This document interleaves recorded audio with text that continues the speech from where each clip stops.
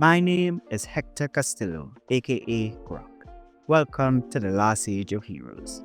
I was appointed by none other than God himself. I know, sounds crazy, right? To seek out the next generation of heroes. God revealed to me that within the next few years, human history radically changes. So he appointed me to assemble a team of heroes to rescue the Apostle John, who apparently never died. I know, it took me a minute to process that too.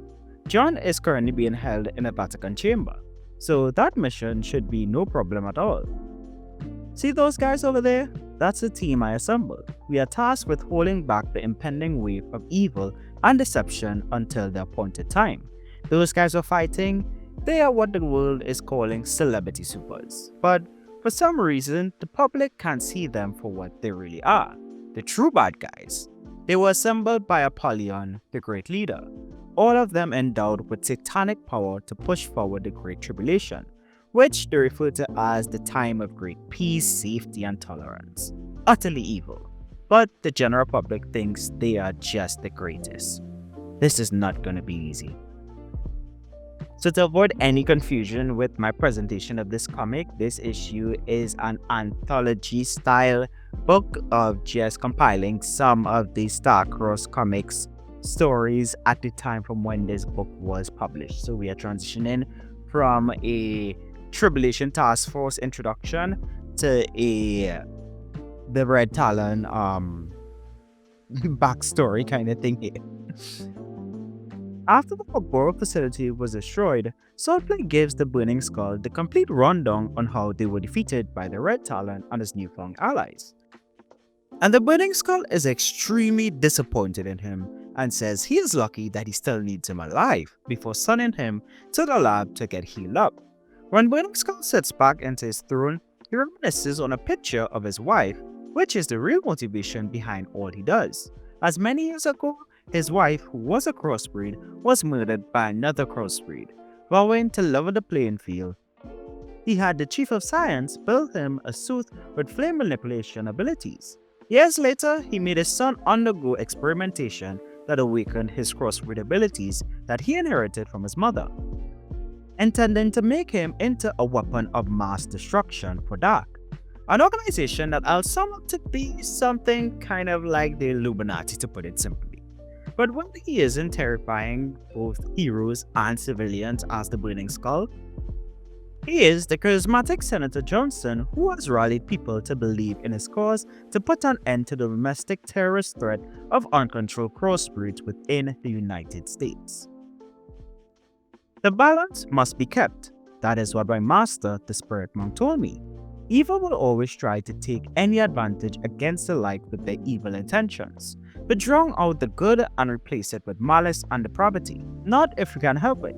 Big Monk's devotion to the cause has never been questioned.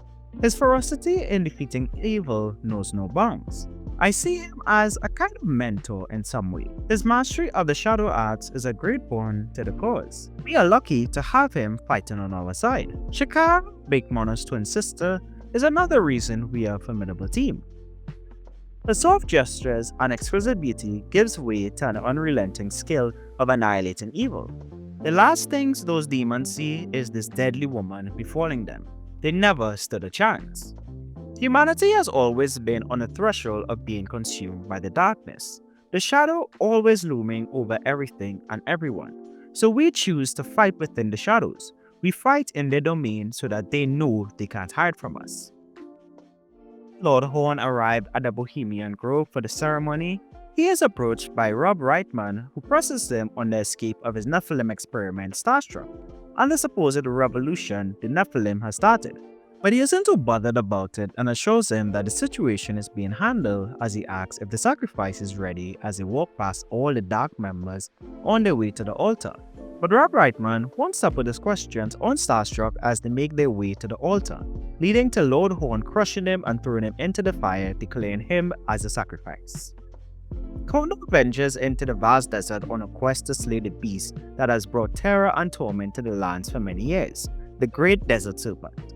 He draws a sword and declares that he shall be the one to slay the beast as it emerges out of its cave. The beast taunts Corndog as the battle ensues, with Corndog dodging all the beast strikes until he cuts its tail clean off. And he wastes no time to cut off the head of the beast. But the scream of the beast sounded a bit too human, and instead of the head of the beast falling to the ground, it actually was a finger.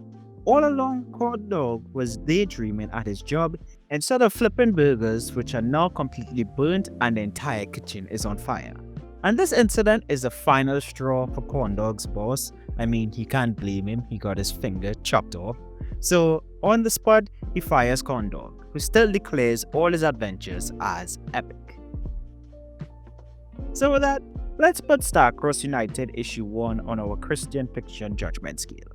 For the story, I'll give it a 3 out of 5, with story credits to numerous Starcross creators at the time of its publishing. It's a pretty cool compilation of short stories from the Starcross comics offering, of which we have reviewed a lot of the issues. I skipped in the review of the actual comic, but this issue featured my favorite 3-page intro of any comic we have covered, which showed Starcross' sort of explanation of how they keep their vast multiverse of stories within a somewhat theologically sound lens. In the beginning, there was only the author of all things, one and yet three, and through his word all existence came to be. The universe and all its majesty brought about while the morning stars, the king's angelic creation, sang in joy. But then came men, the fall and the darkness. Men forgot their origins and went their own way. Yet through the ages, a phantom memory urges them to yearn for more, to recall what has been lost to them. No matter the time or place, no matter the history of the person, a vision of a cosmos put in place by a being whose power is more vast than the universe itself. A being who hates evil deeds, a being whose very nature is justice, a being whose name means savior, a being who offers redemption, a being mankind once knew, and a being they might know again. Yeah, I love that intro, and I used it in the intro of Biblical Proportions issue 1. My favorite story from this anthology book goes to the Burning Skull introduction, though. I really like that. A Burning Skull is one of my favorite villains that I've come across from the comics we've reviewed. When it comes to artwork and creativity, this issue is a solid 4 out of 5 on our scale. With a couple of artwork credits as well as writing credits, it was all pretty well done. I love the opening pages, but I can't deny that the Corndog art was awesome and takes my top spot for this issue. When it comes to theological basis, which refers to how well Christian principles are adapted in a piece of fictional work, it's a 0 out of 0, as there wasn't really much to address theologically. The only there is the whole creation story piece, but I did group that into my biblical proportions review, and there is the who are we regarding Tribulation Taskforce when it was under Starcross at the time. So, and then there's the sacrifice of Lord Horn aspect. But I didn't really see nothing really theologically stood out. They were just like more story-wise than actually like trying to make a theological statement, which is when the comic is trying to make some kind of theological statement regarding the Bible and the superheroes and all those stuff. And it's actually like more than just a name of like, oh, we are Christian. Like, if you've seen any of the reviews, the kind of things that rank high or low on a theological basis. This issue didn't really spark any of that, so we'll omit it in this issue. Lastly, for the final category of my recommendation, it's a 2.5 out of 5. There are a lot of other books I will highly recommend you pick up before you get to this one, especially from Starcross.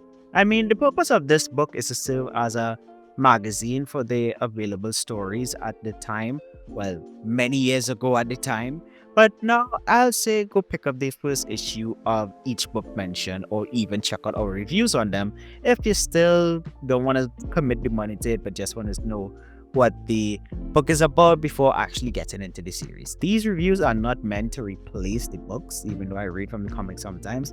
A lot of my reviews I skipped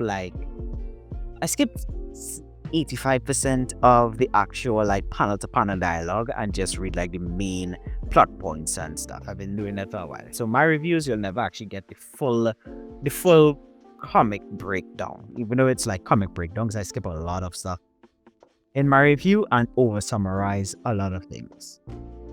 So if you're kind of like a bulk buyer like me, I do these to build a catalog as well as for the purpose of the channel reviewing Christian comics, then go right ahead. But if it's a case where you only have $15 and you're looking for what to pick up from the Star-Crossed Comics website, you can skip this issue. So overall, Star-Crossed United issue 1 gets a 3.1 out of 5 score from the Xplanations. Let me know what you think of the comic based on what was discussed in the comments below. Do you agree with me, or do you have a different take than I do? If you enjoyed the video, then why not consider leaving a like on it and subscribing for more reviews and coverage of comics made by professing believers. This is actually the final comic review of 2024, with the next Curation Initiative podcast installment being me ranking all 33 comics we have covered in the year thus far. So stay tuned for that. That will be uploaded next week, Saturday, the final Saturday of November, Saturday the 30th. If you enjoyed the video to the point you want to check out another one on the channel, then be sure to click the card at the top right hand corner of your screen to check out our other Star-Crossed Comics reviews, or check out our Biblical Proportions issue 1 review, where that failed Nephilim experiment of Lord Horn actually went on to start a tear rifts through the multiverse.